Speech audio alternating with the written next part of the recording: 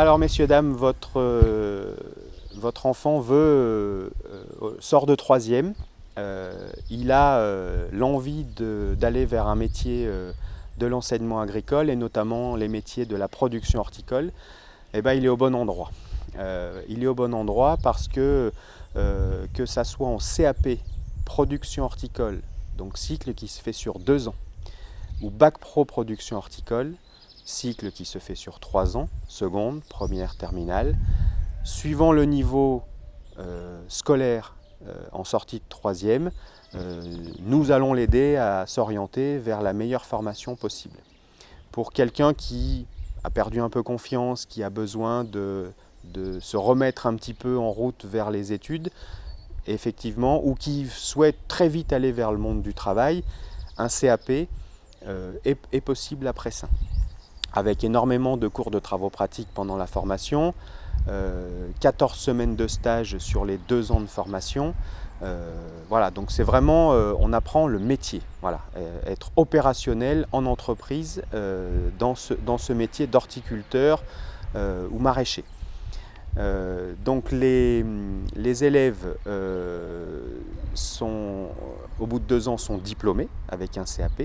Certains effectivement vont aller vers le monde de l'entreprise, chez des maraîchers, chez des horticulteurs, travailler même en grande distribution au niveau de la vente et de la commercialisation des végétaux, puisqu'ils ont acquis une connaissance des végétaux qui est excessivement importante pour les jardineries notamment. Et puis vous avez des élèves en sortie de CAP qui ont repris confiance en eux, repris le goût des études et qui veulent aller vers un niveau supérieur et qui peuvent rejoindre du coup un bac pro. Soit une première année de bac pro, soit on reprend en seconde, c'est possible, mais souvent les élèves sont orientés directement en première année de bac pro et vont jusqu'au bac pro. Voilà. Ensuite, votre enfant est à l'aise, eh bien, il va rentrer directement en seconde pour faire un bac pro en 3 ans. Le bac pro en 3 ans donne un niveau, le niveau du bac, ce qui veut dire que tout ne s'arrête pas là.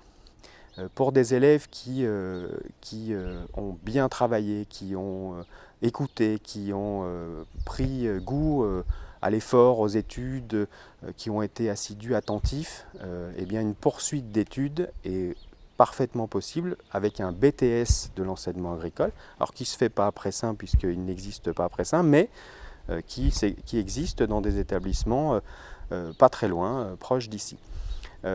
Donc le BTS est possible et au-delà du BTS, vous avez des élèves qui sont allés encore plus loin via une licence professionnelle, préparer des études, repris des études de prépa pour être ensuite ingénieur. On a des élèves comme ça, d'anciens élèves qui sont allés très très loin dans les études. C'est pour ça qu'il faut vraiment se dire que c'est un métier d'excellence et que demain ça le sera encore plus parce que la technicité qu'il va falloir pour pouvoir s'adapter au changement climatique, à la nourriture, comment on va faire pour se nourrir sans pesticides demain.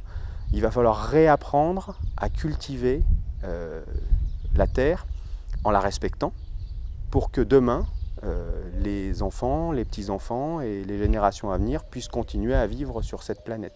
Donc là, ces métiers-là, j'en suis convaincu, ont un avenir d'excellence sans aucun doute.